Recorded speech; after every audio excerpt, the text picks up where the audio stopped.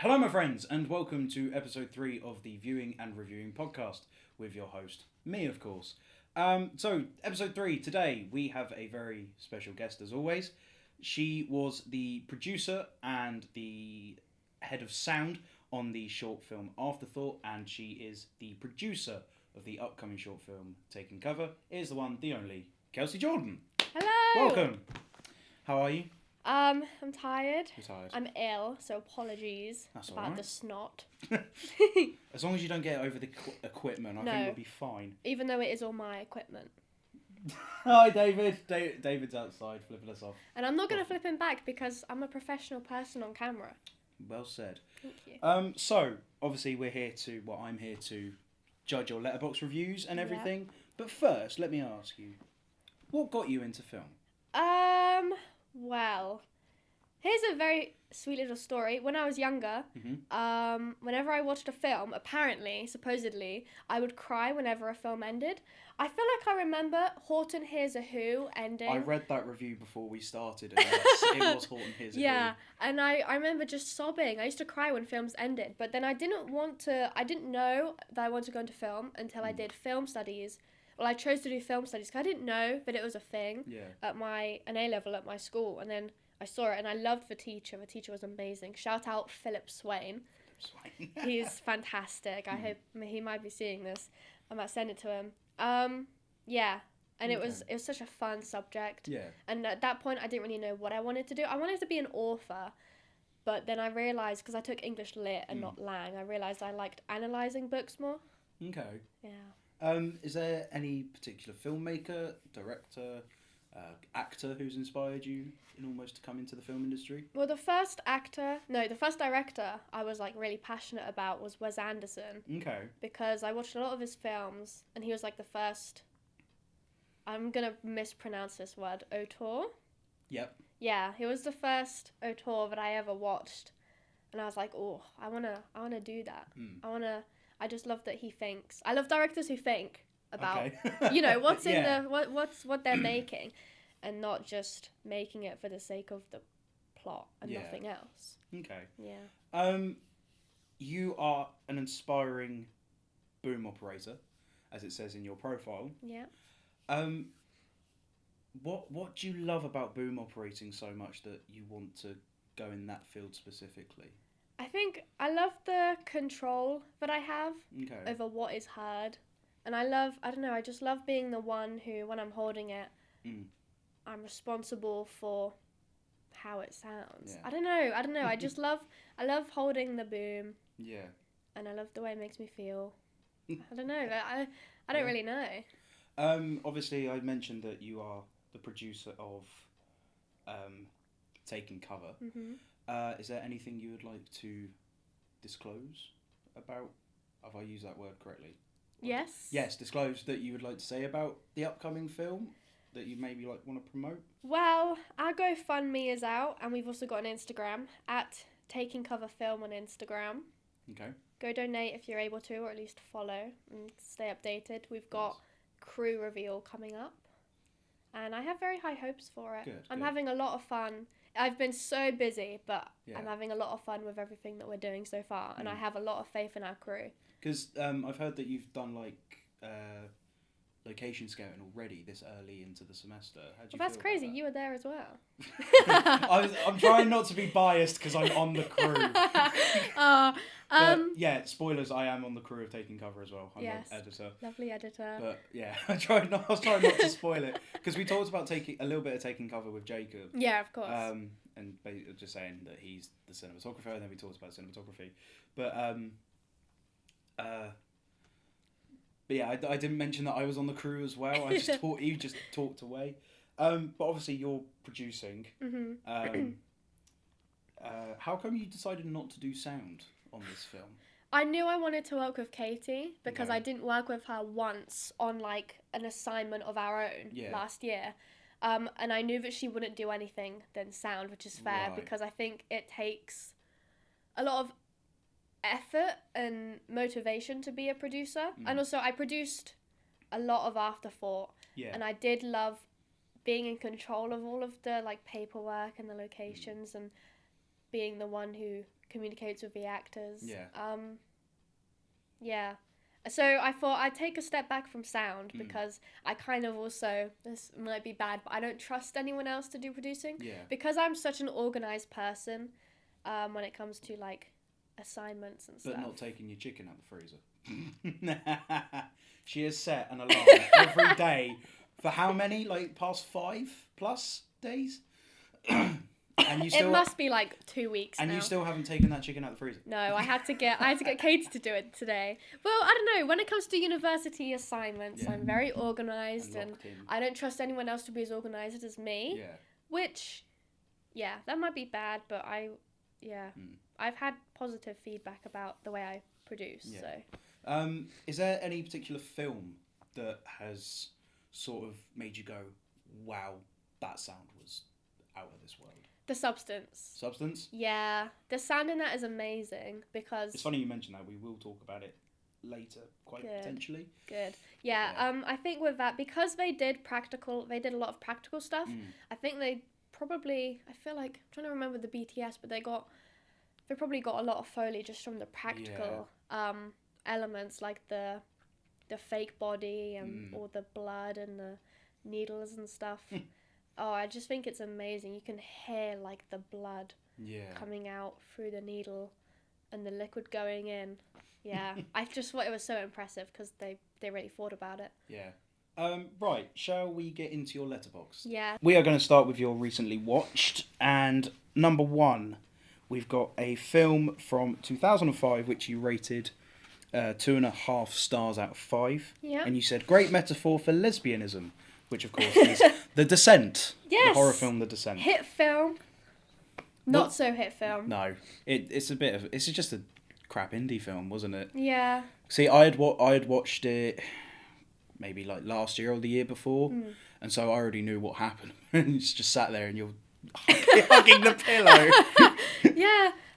It actually wasn't that scary. Like, by the end of it, I realised it was, like, the atmosphere was scary, but there wasn't, like, once you see the creatures, it's like, you know what they look like, you know what they sound like, and they're not the most, like, they're kind of creepy, but they're not the most terrifying creatures, I'd say. What did you think of the ending? Where she's hit her head. Oh yeah, she gets in the she escapes the cave, gets in the car, and then she wakes up back in the cave. What do you think of films that do that? That it goes, the ending was just in their head type thing, or like it was all a story or a dream. I think in general I hate it. Yeah. Because it's so overused and I think it's such a lazy excuse. Like I feel like a lot of student films do it as well. Yeah. I don't know if I don't think any films I've seen at this uni have done it. Not recently, anyway. Not yet, but I think it's just so overused and I think it's a bit lazy because everyone does it. Have you seen that people are making fun of film students for always starting their film up with like an alarm clock going off? Yeah. It's like, typical students. Yeah, it's an easy trap to fall into, I Yeah. feel. The thing is, with The Descent, I didn't mind it as much. Yeah. Because, I don't know though, I kind of knew it was coming though. It was too predictable because there was something where it was just the fact that she was so close to the ground when she came out. I was like, I think I remember saying, there's no way she's that close to the surface at this point. Sticking on, like, talking about stories, another recently watched was The Fall. From 2006. Yeah. You said that my favourite thing in films ever is appreciated for filmmaking. Appreciation for filmmaking. Yeah, appreciation for filmmaking. Because obviously, Katie showed it to us for the first time in the house. Mm-hmm. What did you think of it? I loved it. Yeah? It was incredible. It's such a sweet little film about imagination and children's imagination. The cinematography is like so impressive. The editing, there's some good match cuts. I love a good match cut. And then the ending, there's like this little scene where they're all watching a film and I love when films show like the actual film reels and the projectors. And it's just the little montage, it made me tear up. And I cried because I love filmmaking being shown in film. Especially in like the story side of the film. Mm-hmm. It's so colourful and it's so nice. Yeah. I didn't see personally I did like it. Yeah. But it's not a film for me. Okay. I liked it. Yeah. Don't get me wrong, but it's just like I didn't really like the bits with the guy and the girl. I think if you had just done a film about the people going to kill the bad guy, I think that would have been just a nice standalone film itself. Yeah. But then it's just Yeah. pulls you out a little bit, and like, oh, you're trying to get into the film, into the story, and then it just pulls you back. But what's funny about that though is that's obviously on purpose because we're kind of like, what's the child? I can't remember her name. Alexandria? Let me. I think it's Alexandria, and obviously she interrupts the film, the story. Yeah. And the film is interrupted, so it's kind of like Alexandria. we are her or we're him. Yeah. Experiencing that. I don't know. I think it could be a very good standalone film. Yeah. With just that, but I think the added layer of it being about imagination, I thought was handled well. Yeah, and there's that sort of side of the film where it's like, oh, because you think he dies. Yeah. You think the guy telling the story dies, and you're like, Yeah. oh shit, that's the end of the bandits. Yeah, the thing is, I kind of knew that he wasn't dead because it felt so early in the film. Yeah. I don't know how long it is. It must be like an hour and a half or something. Yeah. But yeah. Yeah, it was sad. because you've rewatched that twice. Yeah. Now. Yeah. No, sorry, no, rewatched it once. You've watched it twice, rewatched once. Yeah. Another film you like to rewatch quite a lot, which you have rated 4 out of 5. Mm-hmm. I think that's on your initial. It hasn't changed since I first watched it. Have you not? Okay, so No. Crash Yes. from 1996. It took me 4 watches to realise how awful the sound design was. Really? Yeah, and you know why? Because I get so distracted by James Spader. He's a good actor. Yeah, and he's naked. Ah, right. That explains it. Yeah. Oh, he's like my new Edward Norton. Yeah. Yeah, Crash is an interesting film. Mm. It's freaky, and I love freaky films. It's Yeah. perverted, and I love it, and it's gritty, and it's disgusting. Because you're reading the book at the moment as well, aren't Yeah, I've you? got 20 pages left. Oh, nice. The book is very good. I just love disgusting descriptions. I like to be disturbed. That's why I liked American Psycho reading the book so much, because it's a horrible book, but the book itself is good. Me and David were talking about The Substance on Yeah. his episode, and he said that it's such a beautifully grotesque film. Yes. And I think that's the same with Crash. I haven't seen it yet, but I get the feeling that it is like that. Yeah. What else was I going to say? Why did you watch it so much? I honestly don't know. I don't know. I love the imagery. I love the cars. Like, there's this one scene where there's just so much traffic. Yeah. And a lot of it is set at night, and you've got the city lights and everything. Yeah. I don't know. It's just... I don't know why I love it so much. Because I thought the first time I watched it, technically it was a first date, but there were about 10 other people there. Right. It was like a big group watch round my third year friend's house last year. And I didn't pay full attention because people were speaking, obviously. It wasn't meant to be like a serious watch, but I watched it again and I was like, this is interesting. I don't know. I love it. I love how disgusting it is. But it says here your 4th film that you recently watched was another rewatch. 5 out of 5, 7 Days in Hell. Oh. I have already talked with David about that film because obviously the 3 of us watched it together.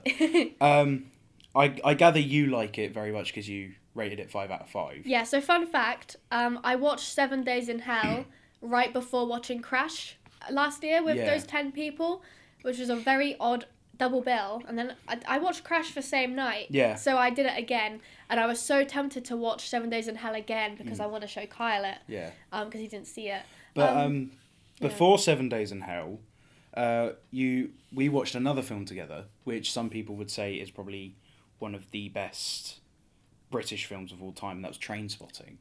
Yes. Yes. Let me just get your quick review up of it.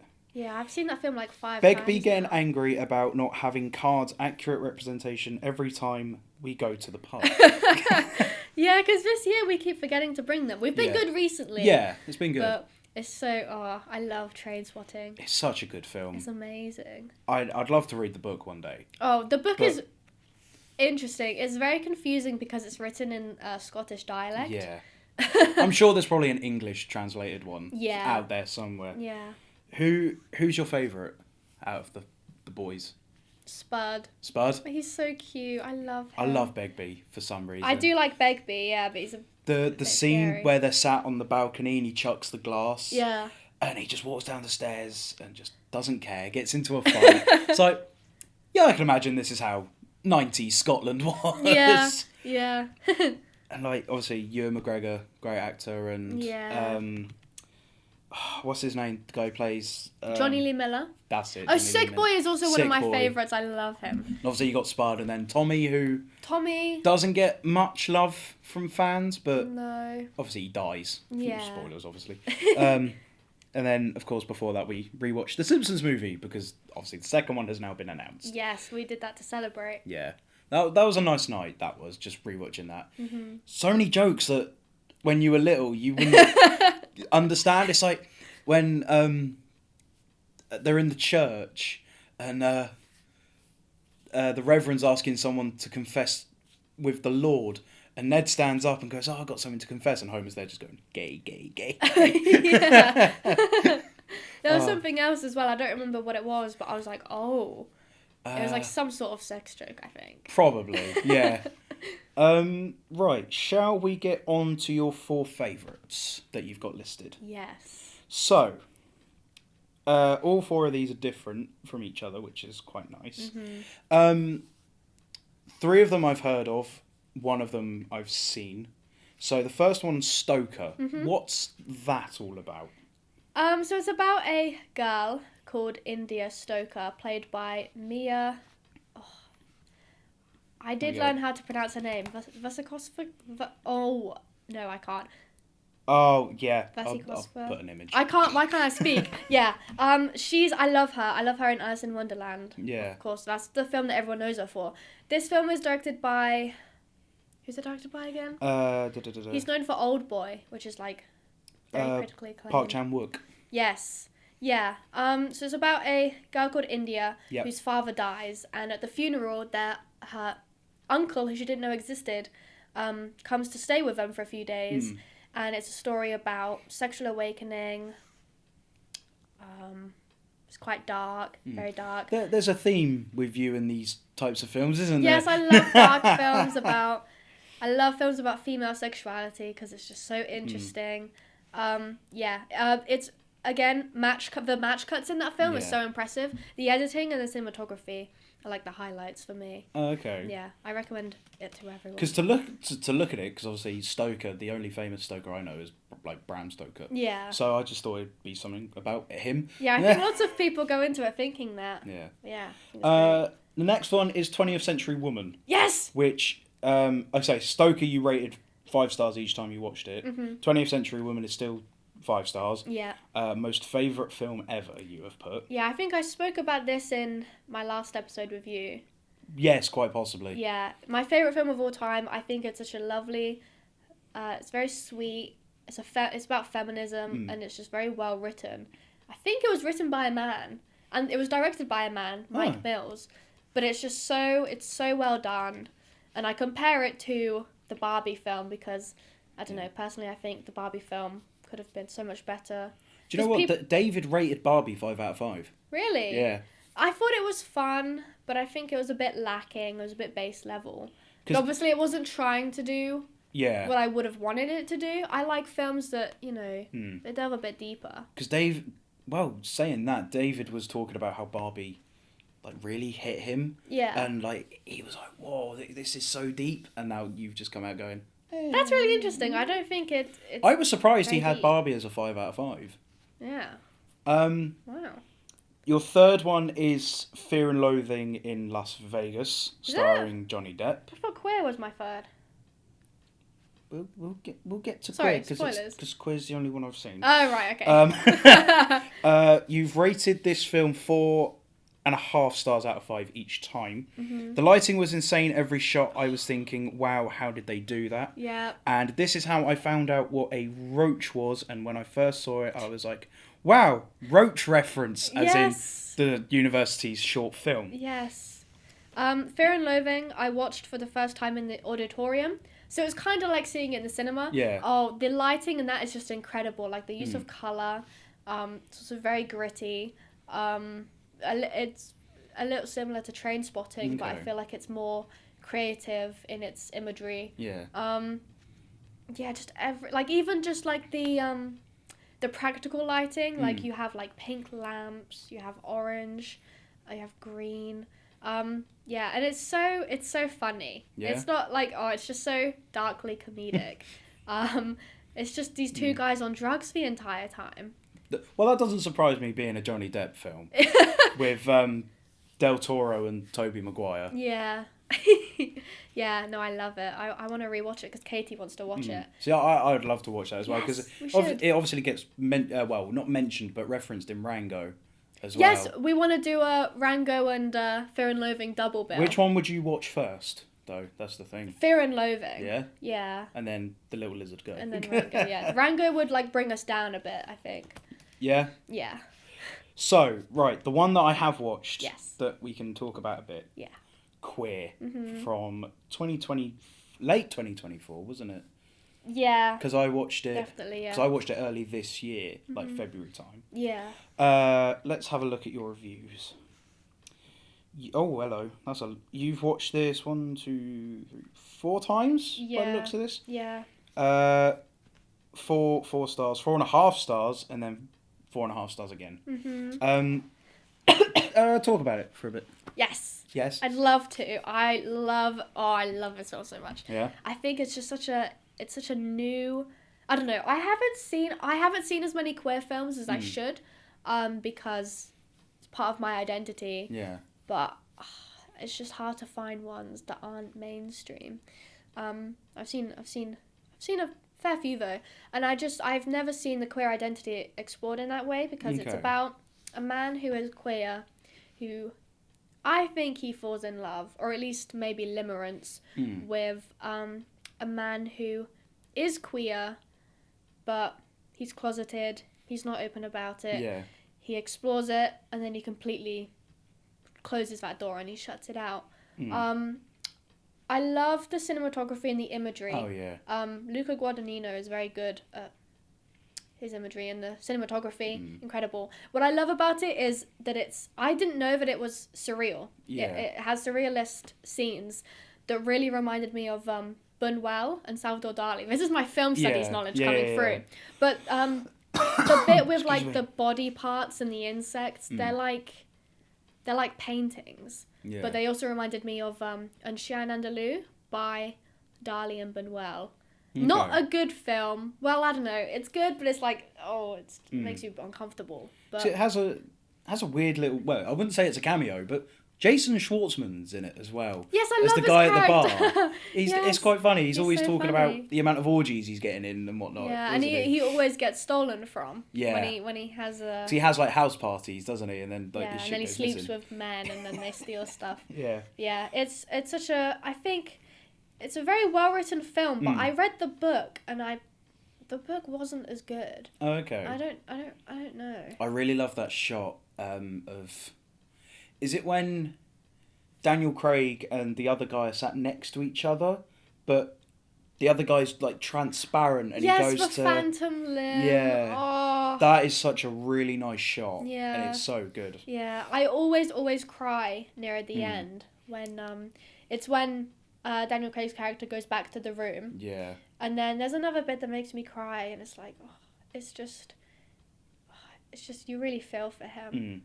And to see Daniel Craig take on this role, Mhm. because obviously he's come off from doing James Bond, which Yeah. is a very Everyone knows him from that. very masculine role, to then go to Knives Out, which he's playing a gay guy again. Yeah, and he's a bit more effeminate. In Yeah, that. and then he goes to Queer, which is properly Openly openly in gay. your face. A film about his identity. Yeah. Yeah, I think his performance is amazing though, and I think I'm so happy to see that he's not being typecast still Yeah.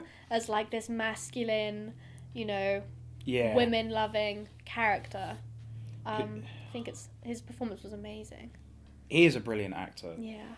But let's talk about the third chapter of the film, because Yes. in your reviews you mentioned that so your first review, you said that chapter 3 lost you. Yeah. And then your second review, you said that you didn't finish the film because you got anxious about getting the train home. You left at the start of chapter 3. Luca, I promise I'll give the end of your film a second chance. Yeah, that's a whole story in itself.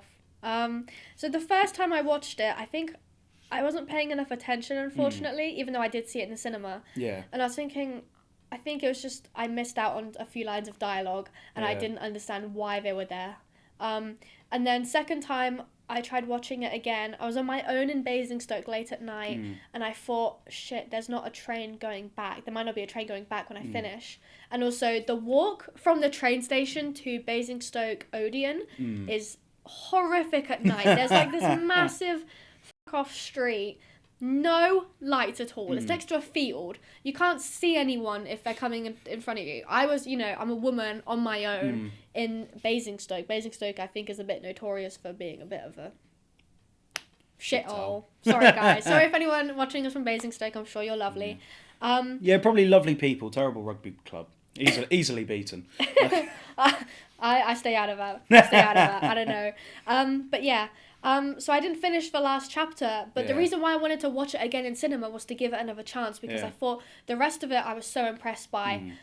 I just need to really lock in and zone in, which is why I think, was it my third watch, my rating went higher. Yeah, your third watch, it went up by half a star. Yeah, and then I kept it at that for the fourth watch, because my fourth watch was after I read the book.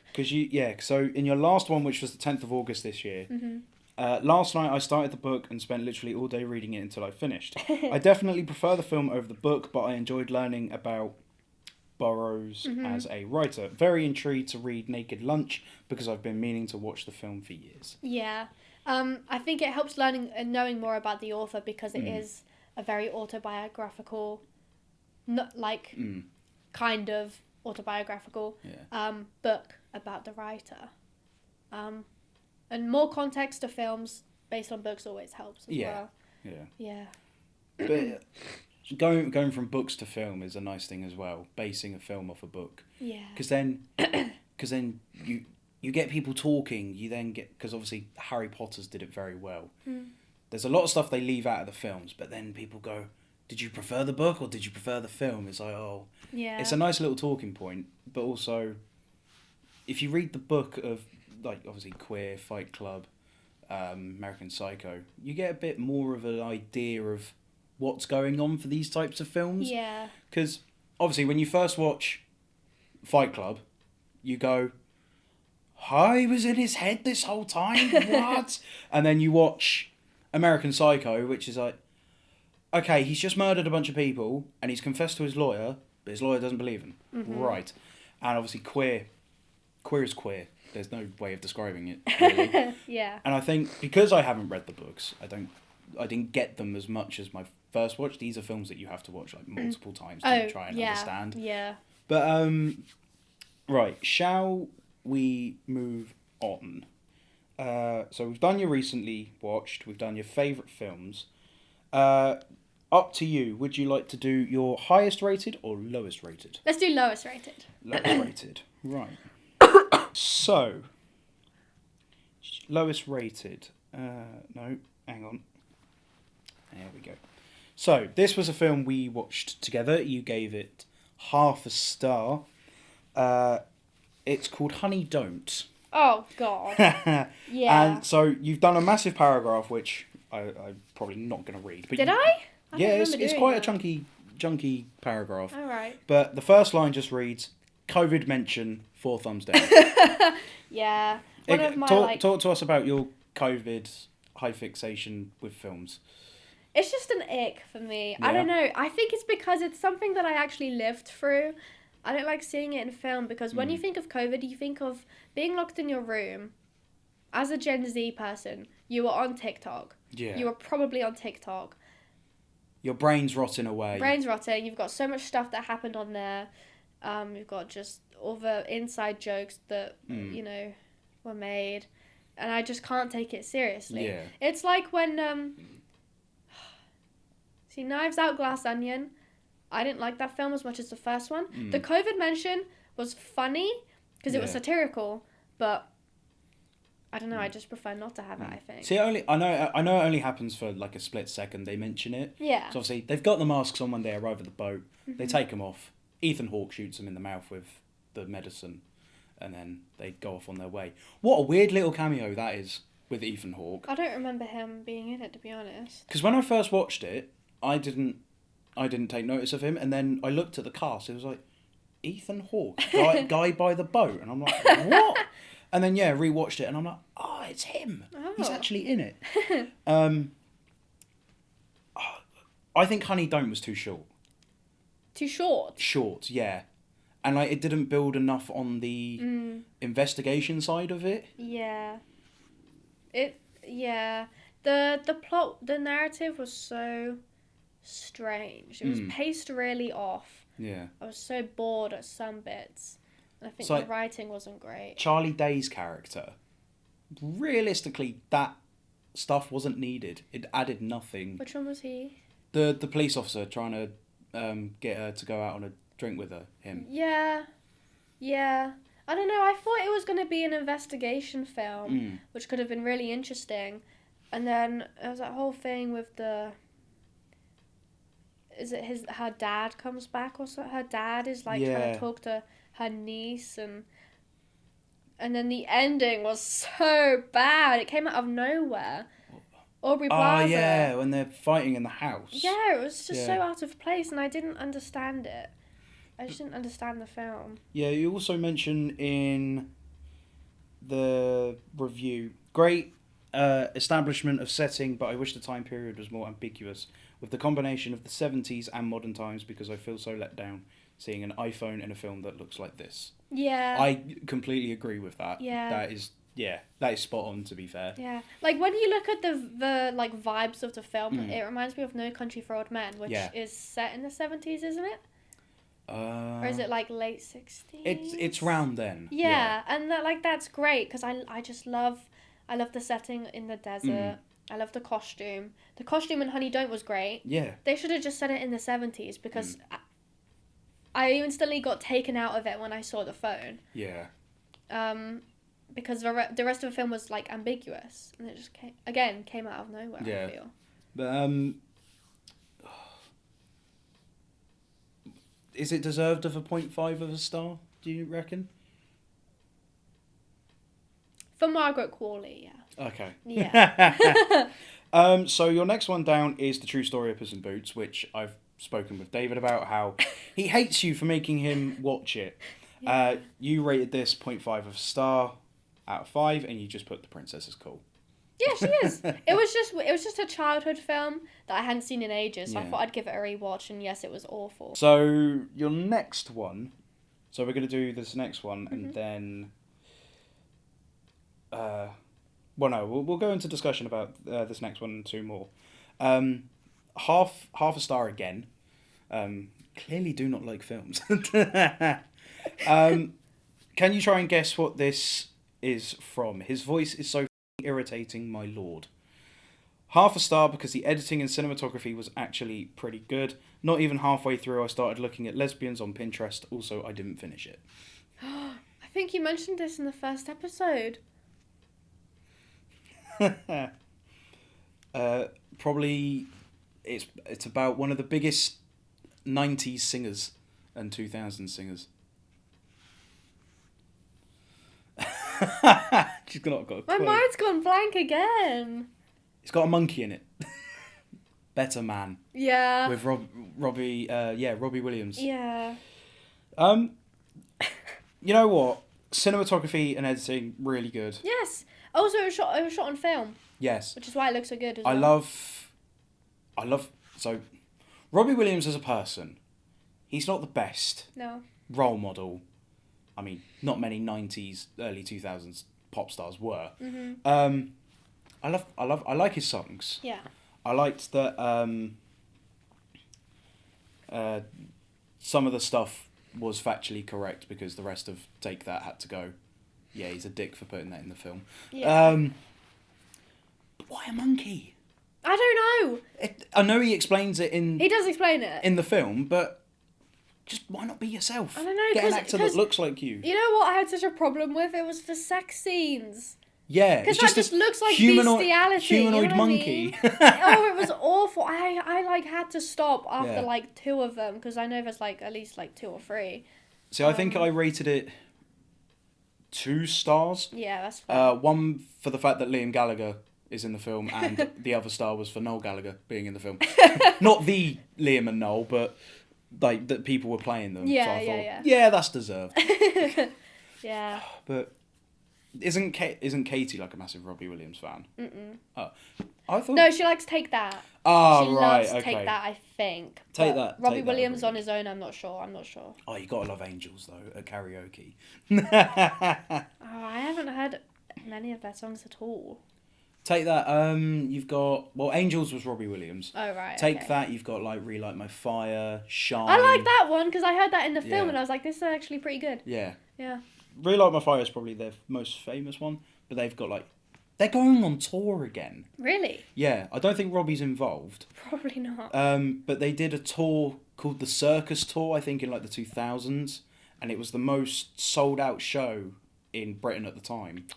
And so they're deciding to come back and do it again. Yeah, and they'll probably earn like millions from it, to be honest. I have a theory. If it hadn't been for Oasis getting back together, all these older bands wouldn't be getting back together and touring because it's that.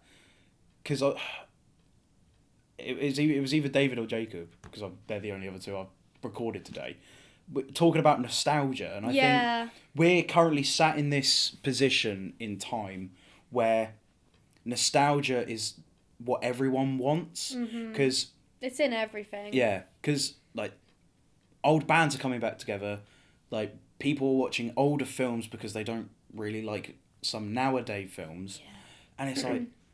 We're now collecting CDs and vinyls and cassettes again rather than playing on our phones. Yeah. And I think it's a nice thing that we're doing as a society, going back in time a little bit. Yeah. Because technically our generation has missed a few years because of that horrible C word. But but anyway, we'll crack on with Five Nights at Freddy's, the film. You rated it 1 star, which is higher than the rest at the moment. You put, this was so shit, what the WTF. Watched with my boyfriend. I'm definitely more interested in the lore now, and I will watch the 8-hour 47-minute lore video in my watch later playlist. I really enjoyed the lighting and score. Yeah, okay. I thought the lighting and score was good. Okay. It was a very nice looking film. I think I'd done quite a bit of research because I wasn't a FNAF kid. I got into FNAF like that year or year before. And I when I get into something that has a lot of lore, I want to know the lore. Yeah. So I did quite a bit of research before going in. And that's why I came out disappointed because of the changes and the tone. The tone seemed different from the games. And then I watched the near 9-hour lore video. And yeah, I don't know. I think I expected something darker, but also I'm not a big fan of video game movie adaptations anyway. Clearly with Minecraft. No, Minecraft, Last of Us, no. Apparently Last of Us is decent. I haven't heard good things about season 2, mostly because of the casting. And also the fact that... And the writing. Oh my god, the clips that I've seen. You've played the game, haven't you? I haven't played the second one. But I think I know a bit. I know a decent bit about it. Someone dies in the first game. One of the big characters dies in the first game, don't they? And then also in the second game. The bigger one is in the second game, I'd say. Okay, well, one of the main characters dies, Yeah. and I think that's at the end of season 1 of the show, or is it? Or No, that would be beginning end of season 2. End of season 2 or beginning of season 2. I think Maybe. beginning. Yeah. Yeah, that's the clip that I saw, if we're thinking of the same character. And just the writing was so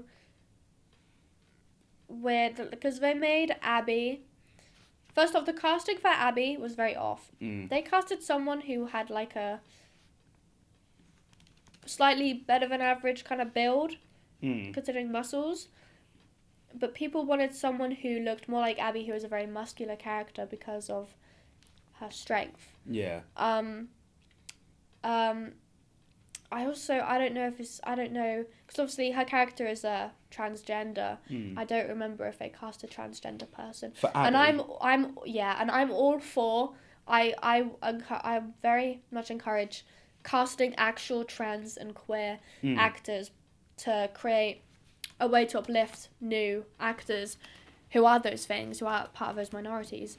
But yeah, the writing was just so off because they made her character very like. No, she's not, apparently. No, yeah. So they made her character kind of flirty a little. Right. In the scene where she's very angry. And I also think Bella Ramsey as Ellie is a weird casting choice. I thought she was fantastic in season 1. In season 2, I feel like... Because The Last of Us 1 Ellie compared to The Last of Us 2 Ellie are so different because she matures and she grows so much. She gains so much strength, both mentally and physically. And I feel like it probably wasn't because there's a clip. Because I saw a clip from season 2 where Ellie's love interest tells her that she's pregnant. Yeah. And Ellie says, "Oh, I'm going to be a dad." Yeah. It's like, that is such poor writing. The tone shift is like crazy. Yeah. Also, I think people had a problem. There's like people talking about like queer baiting. I'm not gonna go too into that because I don't know. I also haven't seen it or played it, but it's just from what I've heard. The final film that we're going to talk about on one of your lowest ratings, it's 2.5 because you've rated a lot of things 0.5 and 1 star. So I've gone up a little bit. 2.5 stars. How dare you slander Guardians of the Galaxy? All you've put is as the comment.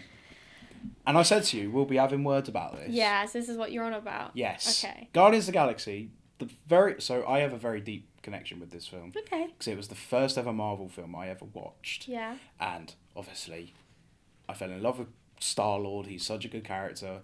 And the music is great. Obviously, it's James Gunn. You can't go wrong. Yeah. But I have been told a little bit of backstory as to why you hate it. Who told you? David. Oh, I don't know what I told him. Well, I turned around to David and I went, "She's rated it 2.5." And he went, "What? Guardians of the Galaxy?" I bet he was fuming. And he went, "Oh, I know about that." And I'm like, "Why? Is it a touchy subject?" And he went, "Oh, no. And he told me what it was about. So I had to... First time I watched it, the only time I watched it was for film studies. And I had to compare it to the film Pride.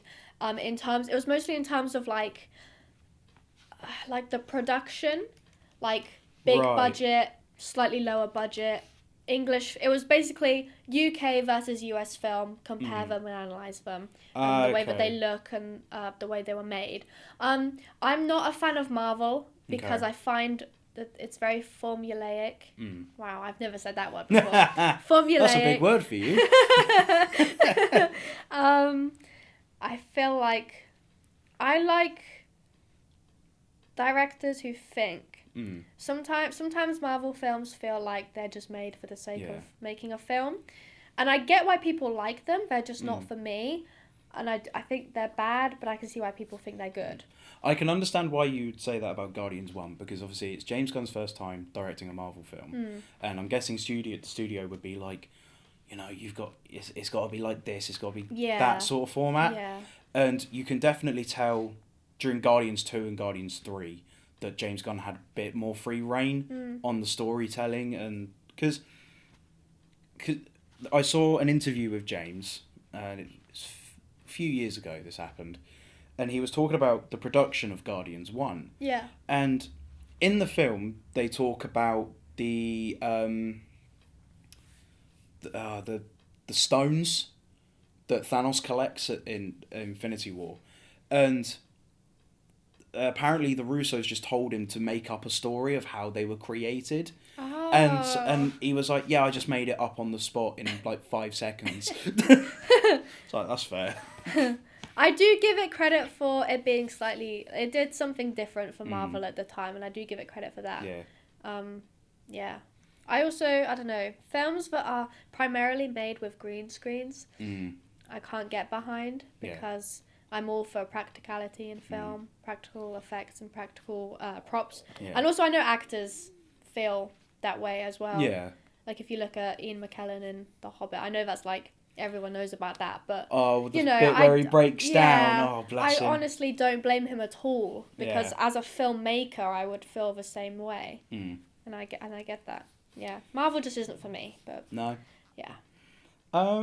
Before we move on to your highest rated, I'm going to try and find a film that you maybe reviewed like not 5 stars, maybe 3 to 4. Okay. Let's have a look. I hope the Zoom isn't picking up my stomach grumbling. That's all right. Just you have logged so many films. There's the substance again. Dead Poet Society, you rated 5 stars. Sinners, 5 stars. Christ. Here's a nice one. Babylon. You rated 4.5, which is still fairly high, but obviously not the big 5. A lot of people disliked Babylon. I feel like people either hate it or they love it. I think it's one of those films. And I take it you loved it? Yeah. Yeah? It had its flaws. I didn't really like the writing of the main character and how all he does that whole film is just stare at Margot Robbie. Oh, what the guy who ends up being... Is it his name Diego? Is it or is that the actor's name? Well, I don't know. Hang on. Diego. I think that's his Babylon. name. Film.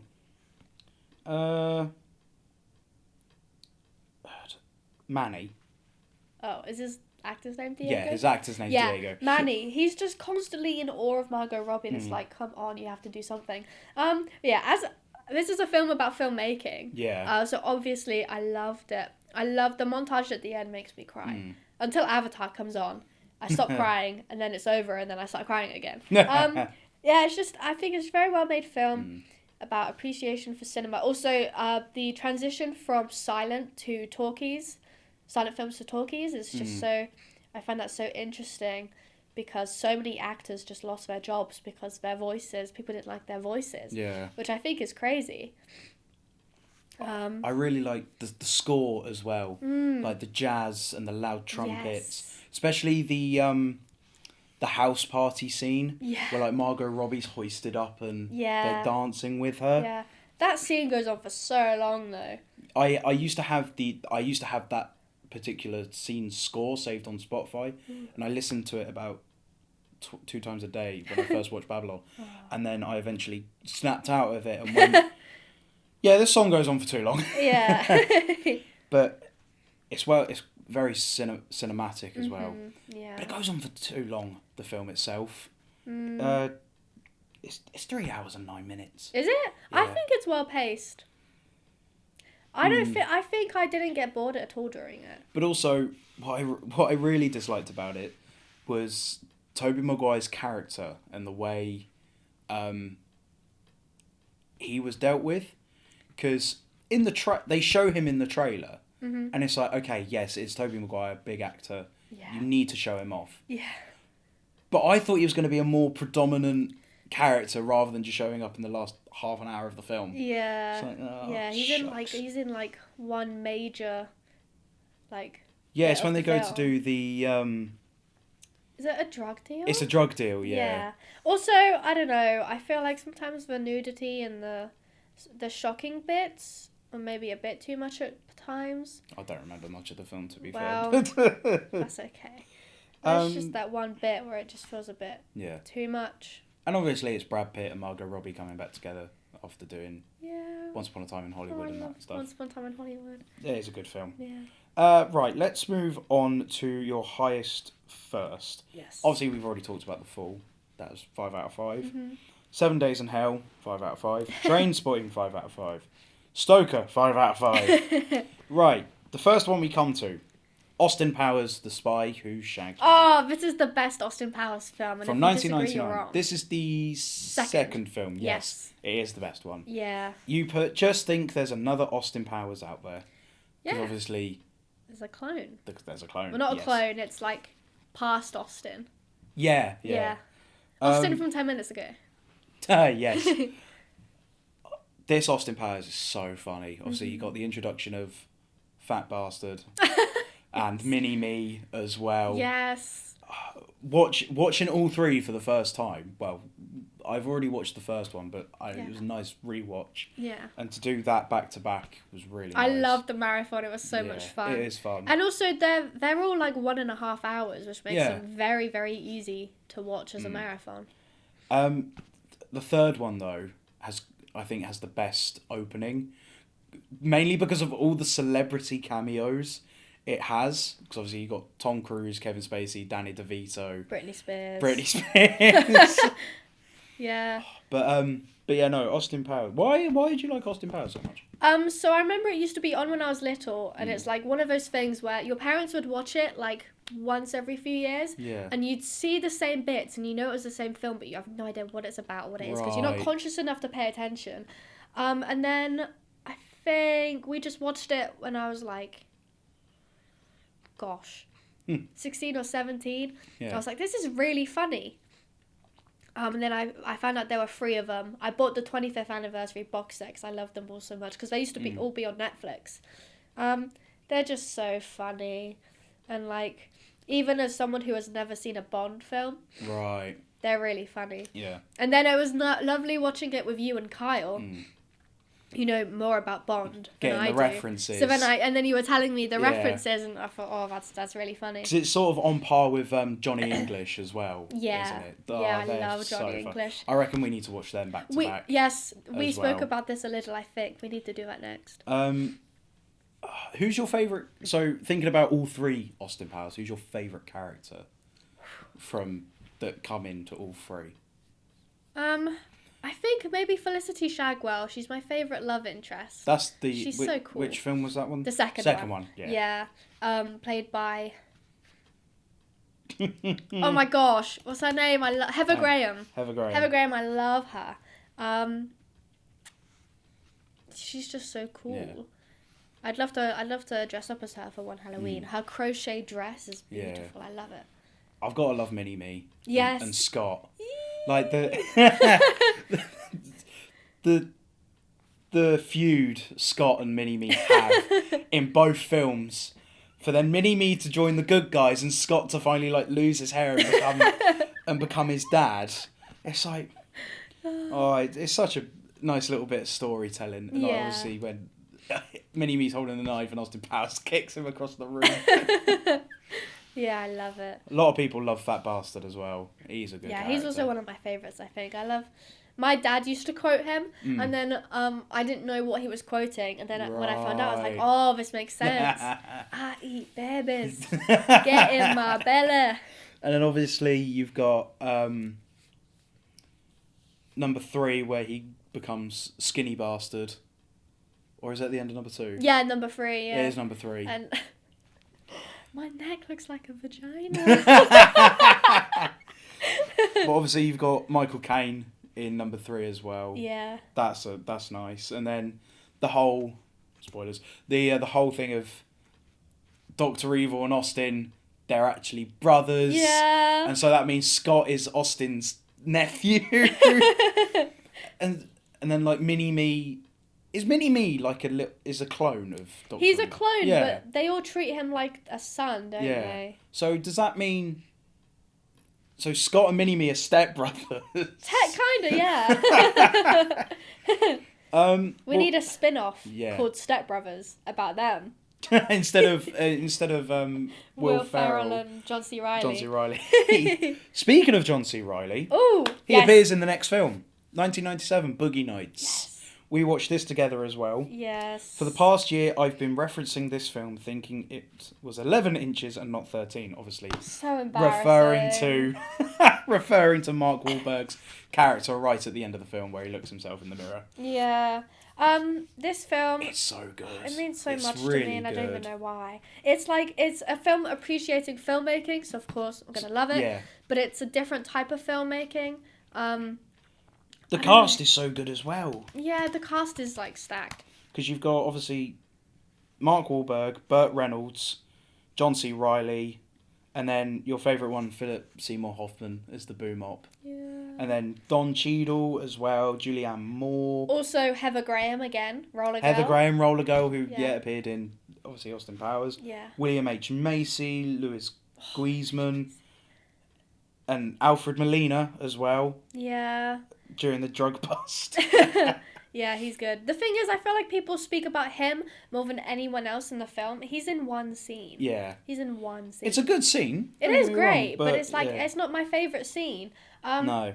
Oh, it's just, I love the family dynamic because it's so, you think, oh, porn industry and this crew that are like family, but then you've also got Jack Horner who wants to make porn movies with plot that people want to stay for, and it's so funny, but it's like, I don't know, it's just it's so charming. Yeah, because then it's that whole bit of them trying to keep up with the times. Yes, the transition from from film to VHS. Yeah. And again, that's like just another film about transitions in cinema and how people lost jobs because of it, and yeah. And then obviously trying to keep up with like the young generation, trying to think of what they will now want to see. Yeah. And now it's just click of a button, internet, done. Yeah. And you know what? There will be films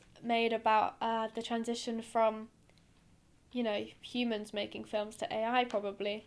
Quite possibly. Just like Boogie Nights and just like... Do you want to go on to that conversation of AI? No, let's not do that let's today. Let's not go there. That's for another time. I think Matt asked me about AI on his podcast. Did he? Yeah, and I was like... yeah, I won't get into it. You have to watch the episode when it comes out. I think I went into it a little bit. Yeah. I've spoken about enough controversial things this episode, I think. So sticking with the theme of William H. Macy in the films, this next film I watched for the first time this year during the summer. Yeah. It's so good. Fargo from 1996. My fifth time or sixth time watching this, such a lovely little film. After seeing Honey Don't, you can really tell which Coen brother is the talented one. Yeah, because how is it Ethan Coen made Honey Don't? How do you go from making films like Fargo, No Country for Old Men? Yeah. Did they do There Will... No, they didn't do There Will Be Blood. No, that's PTA. Yeah. Boogie Nights. But yeah, how do you go from something like films like that to Honey Don't? Like it's so clear that it's the other brother who has like the bit of talent. Yeah, Fargo, I don't know, it's so charming. Again, I don't know why I love it so much. I only watched it because it has Steve Buscemi in it. And I'm in love with him. And I love the joke where it's like, he was kind of funny looking. Just people joking about how he looks funny, but I love him. I love his bug eyes. He is a great actor. Yeah. And then, especially alongside Peter Stormare, the silent Russian mute type guy. Yeah. The one who ends up killing him with the axe. Oh, one of my favourite scenes is when they're in the car and he goes, I don't know why you're so quiet. You know what? I can stay silent. And then he struggles later, to, doesn't he? He goes, yeah, I don't know what he says, but he's like, just keeps commenting about it. It's so funny. I hate and I love his character. Yeah. Oh. It's very well written. And obviously, they did a series of Fargo as well. Yeah, I've heard good things about it, but I don't know if I'd be able to get into it because it's not Fargo the film. Well, I think season 1 is pretty much the film. Yeah. And then it goes off, and does like different stories that are like it. Yeah. And it's such a massive cast as well. Really? Like season 1, the guy William H. Macy plays in the film is played by Martin Freeman. Oh. And you've got people like Bob Odenkirk, who's from Better Call Saul, Breaking Bad, Billy Bob Thornton, Chris Rock for some reason, Jesse Plemons, Patrick Wilson, Ewan McGregor. Wow! Oh, maybe I should watch it then. Ewan McGregor's season, he plays a set of twins, and like the brothers are completely different to each other, and it's pretty funny. Oh. Jason Schwartzman appears at some point. Oh, I have to watch it then. David Thewlis. Oh, I love Jason Schwartzman. Ben Whishaw as well, for some reason. Oh. It's got a massive cast. 5 seasons of it. Yeah, so I've heard good things. Maybe I need to give it a go. Yeah. Let's do a couple more top rated 5. stars. Lord of the Rings, Fellowship of the Ring. Obviously, my favourite one. I've been told that, obviously, in the first episode of the old format, you talked about Kyle and what it's like to be with an actor boyfriend. Yeah. And so, and obviously you guys went off and did the marathon. Yeah, and that marathon was the reason why we got together officially. Yeah. Yeah. But it was all 3 films back to back. Yeah, God. So it was 12 hours in Whoa. a cinema in London. Prince Charles, very good cinema. I recommend going. They do different marathons. They do One Call Why. They did do Harry Potter, but not anymore. Oof. That would be rough. But yeah, it was so much fun. Unfortunately, I did fall asleep many a time. But obviously, I'd seen them only a few months earlier. But yeah, Fellowship of the Ring is my favourite. Yeah. I love... It's just an amazing, brilliant setup. I love how all the characters... I recently watched a video essay that was like, why did The Hobbit do so bad? And it's because in The Hobbit, you have all these dwarves. Can you name me all 12 dwarves? I've not seen it, so... Oh, right, okay, never mind. That Without the doesn't help work of then. Google, though. That doesn't work then. But, people can't name you all 12 dwarves. And if they can, 12? I don't know how many there are. There's probably like 9. Are there 9? You've got... Because even if someone could tell me Oh, well, all obviously, their names... the most obvious one is Bilbo. Bilbo's not a dwarf.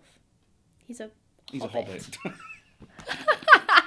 No, yeah. People who know all the names of the dwarves cannot tell you the personality of them all. But if you ask someone, what's the names of everyone in the Fellowship and what are their personalities, they'd be able to tell you because it's so well written. I love it. It's medieval fantasy. I adore so much, and it reminds me of Skyrim a little bit. Yeah. Which everything reminds me of Skyrim, but. Because even Lord of the Rings Fellowship, that's quite a good cast as well. Yeah. And I honestly do need to watch Lord of the Rings and The Hobbit. Do you watch Lord of the Ring first and then you watch The Hobbit, don't you? Well, The Hobbit happened before Lord of the Rings, but The Hobbit was made after. So if you watched I were The Hobbit you, first. if I were you, what I did last Christmas when we had Christmas break and I had no one to see and nothing to do, I watched all of The Hobbits.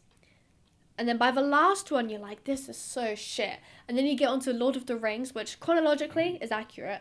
And then also, just such a massive step up. It really motivates you to get through The Hobbit. Even though the first Hobbit film, I really like because I loved it as a child. Yeah. I love the fantasy, the spiders. I think they're in that one. Oh, yeah. You've got just the walking, the elves, the settings are beautiful. But then Lord of the Rings just does it so perfectly. But the video essay basically said that The Hobbit flopped because I think either a lot of or the whole third film wasn't in the book. They just did that because they wanted a trilogy like Lord of the Rings. Yeah. But the last film is so bad. Oh, really? It's so bad. I think I rated it 2 or 3.5. Yeah. But it's worth watching so you know you at least you can say you've seen them. Yeah, of course.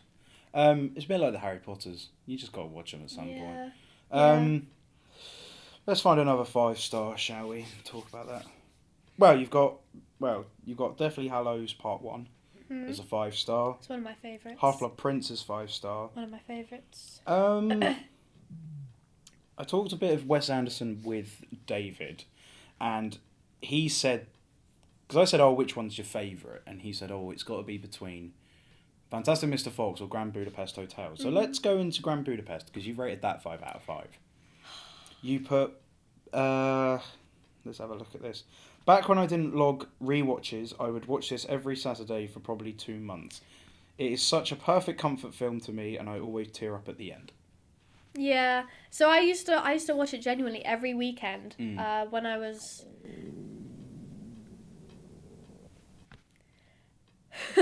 I don't think that picked up. If we keep that bit in, Kels' tummy rumbled, and I don't think it picked up. It's approaching my dinner time, I think. So the Grand Budapest Hotel, I watched that every Saturday.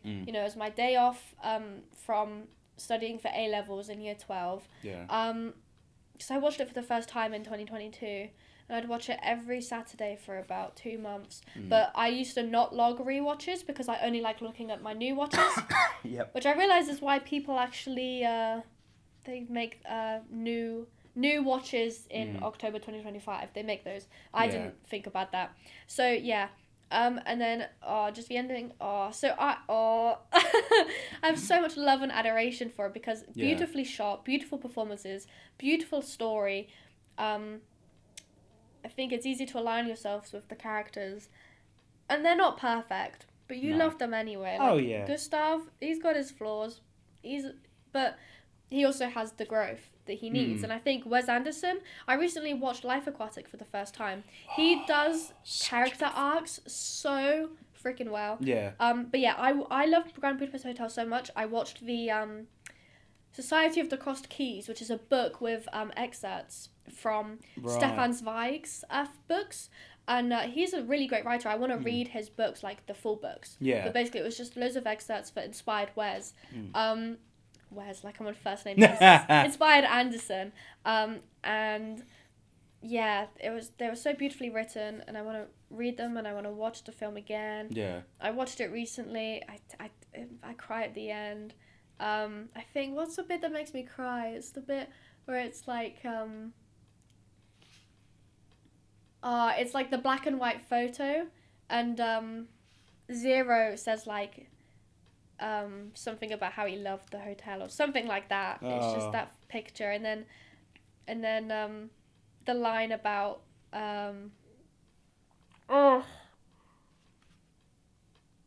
it's like, I wish I could I need to memorize it so I can quote it off by heart, but the bit about any glimmer of hope left in this barbaric slaughterhouse, something like that. And the fact that Zero calls Gustav that last glimmer of hope, and it's so sweet. I always like the bit on the train when the police come in and Gustav turns around and says, "Get your hands off my lobby boy." I was like, oh, that's a nice little moment. Yeah. But obviously, Wes Anderson is renowned for his cast in films. Rafe, Bill Murray, Willem Dafoe, Edward Norton as always. Edward Norton. Jason Schwartzman, Owen Wilson, Adrian Brody. It's just the same cast, isn't it? And I love it. It's brilliant. I read a biography on him. What, of Wes Anderson? Yeah. Which it's a lovely, cute little pink book, and at the end there's lists there's like reading lists. Okay. So that you can go away and watch and read things that inspired him. And I started working my way through it. I need to get back into it because I didn't even finish my first film. But I'm so excited to get onto the Grand Budapest Hotel. Yeah. And it said that the reason why he chooses the same cast is just because he's shy. Yeah. But I respect it because I love seeing... My favourite thing is seeing these same actors, and they play... Because of the way that Anderson writes, they play such specific different characters every single time. Yeah. And you're not watching them going, oh, that's Willem Dafoe. You are a little, but also you can focus on their character, because him in Life Aquatic compared to him in Grand Budapest Hotel, their personalities are a bit similar, but they're just also different. I think that also helps with the physical design of the characters. The costumes are always amazing. And all the characters are so weird, and I love them. I love them. I've just stumbled across another one of your Fargo reviews. It's 5 out of 5. But it says... I don't know who's Lou. L-U? Oh, Louis. Oh, Louis. Yeah. It's watched with Lou, downloaded Hinge, got distracted. Yeah. That's for Fargo. Even though I love Fargo, I got distracted during it. And then just above it, Austin Powers again. Loved watching while drunk. Yes, I watched it drunk round our friends' houses. Yeah. Our third-year friends. That was great. What else? What else have you got? Robots, 2005. 5 out of 5. Film. You know what really pisses me off? People on Letterboxd love to rate children's films low. And I think, how? As an adult, when you look at the perspective of a children's film, you think, this is so clearly for children. Yeah. But when we were children and watched these films, it was the best thing ever. Well, I still think robots is great. And you know what? I have this thing where if I watch children's films back, I cry because of how happy the endings always are. Like, Meet the Robinsons. That is gut-wrenchingly happy at the end. It makes me sob. But you've put for this, the droid factory scene in Attack of the Clones made me want to watch this. Yes. The droids in Star Wars are I love them. I don't know why. I love their design. I love the Lego figures of them. They're just so satisfying. And the droid factory scene is so good. Like, the lighting is exactly like the scene in Robots, where they're all like on the conveyor belts. But also you've got obviously the famous song in Robots in the factory. Yeah. So iconic. Mm-hmm. And it's just a good film. Obviously, you got Robin Williams and Ewan McGregor side by side. Yeah, and they're great. Yeah, it's like looking back on it, like some of the kids' films that we used to watch were so good. Because you rated Igor 5 out of 5 as well. Igor. Oh, I love I say Igor for some reason. I wanna watch Igor at the house because I know a lot of you haven't seen it. I've seen it. Good. It's great. It's brilliant. It's rated so low on Letterboxd, and I love it. I think it's really sweet. It's really funny. Steve Buscemi playing a suicidal bunny who is immortal. That's like so funny. One of my favorite jokes in that film is when they go to get the monsters brainwashed. Yeah. And like you're looking at the guy with the fly head, and there's like, buddy down here, and it's the human head on the fly talking. It's like, it's just perfect. Yeah, but I think the designs are really good as well. Yeah. Like, it's kind of, I don't know how to describe the world. Brain is spelled Brian. Brian, yeah. I don't know. It's like a little cyberpunky, but not really. I just love the design of the characters and how you've never really seen an environment like that in film. Like, it kind of reminds me of the like locations of Poor Things and how that looks. Just that weird little dark. Did you ever rate Poor Things? I did. I can't talk about that though. No. I watched it. I really liked it, but the thing is, Poor Things is one of those films where it has like topics about women. My understanding of like things like feminism, and just the world.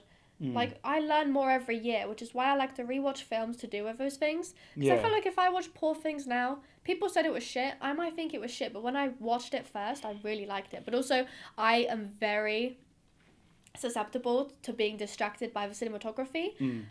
For example, I watched Call Me By Your Name for the first time in 2019 or 2018. And I thought, this is amazing. This is my favourite film. It's so beautiful. I watched it and I was like, this is a bit problematic, actually. I'm trying to think of another film I thought of recently that I had that issue with. I can't think, but I just get so distracted. Saltburn as well.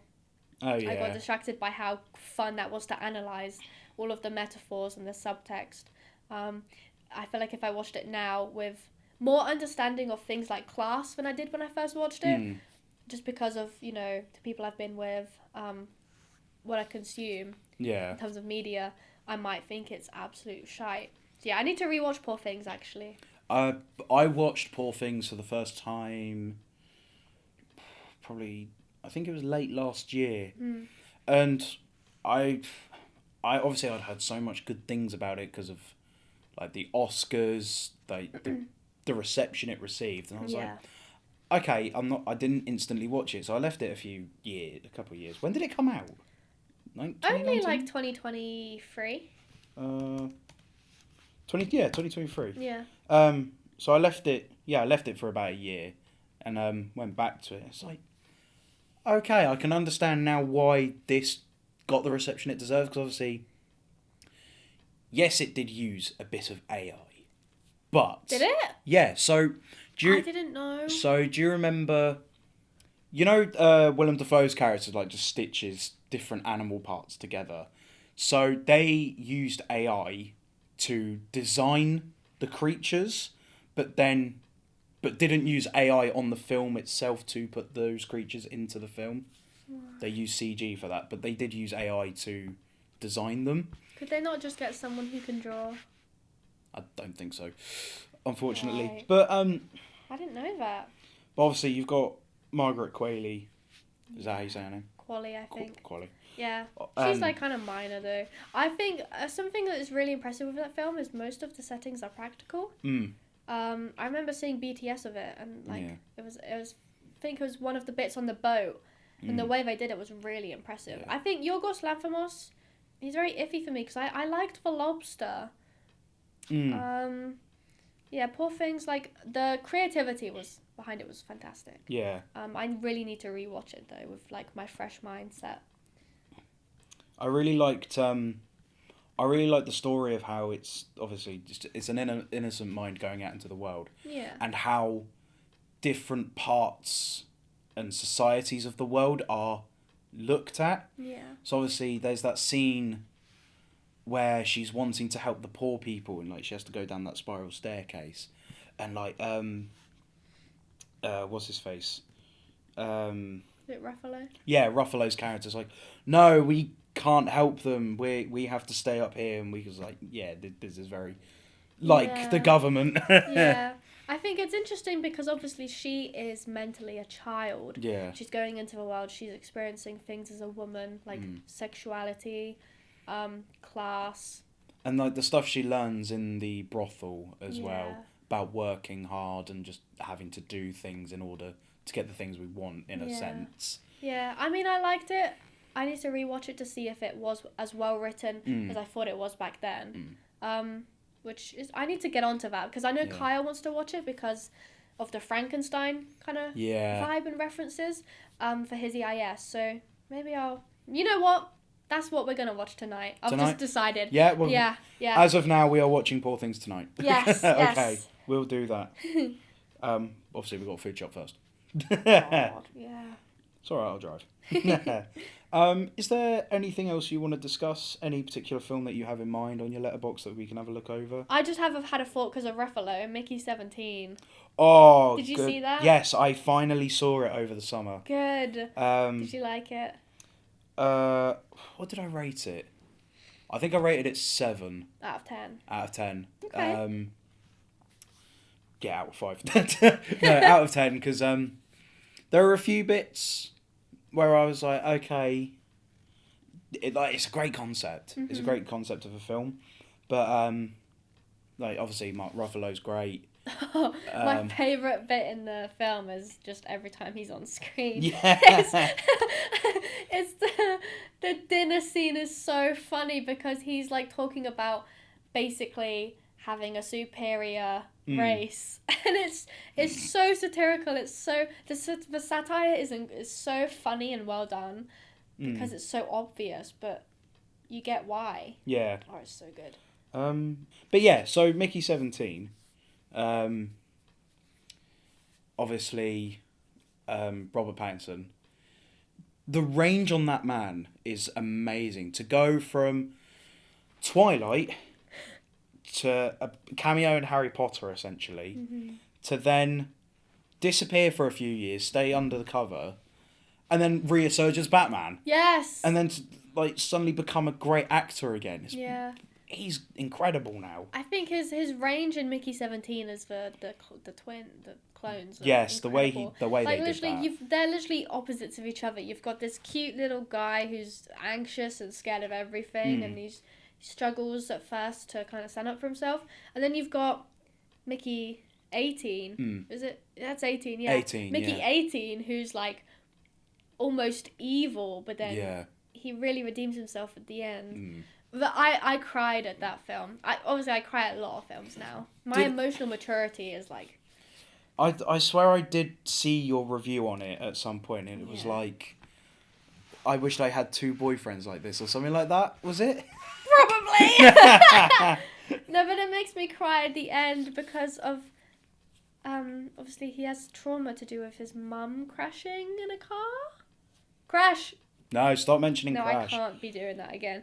But, and obviously he gets over his trauma when he presses the button and everyone's cheering him, and his arc is just so good, and I just feel so happy for him, and the fact that he he's found this happiness. Hmm. And I think him and his girlfriend, I don't remember what her name was, but they're like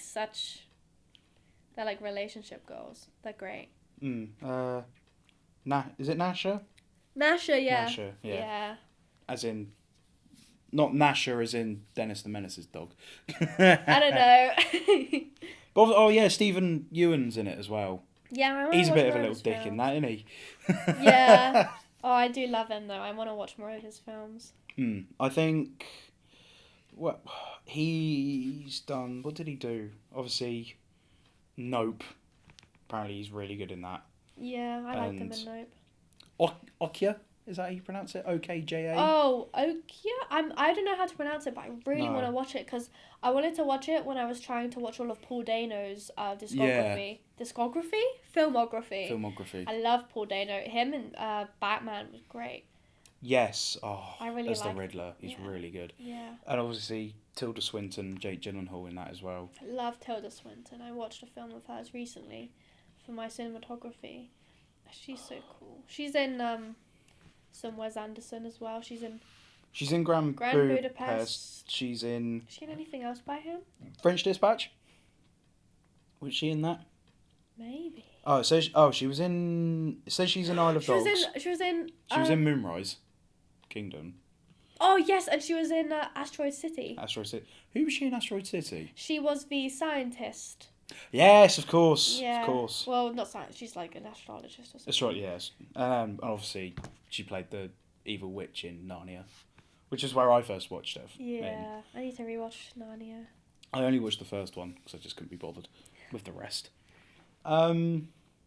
Anything else you want to discuss?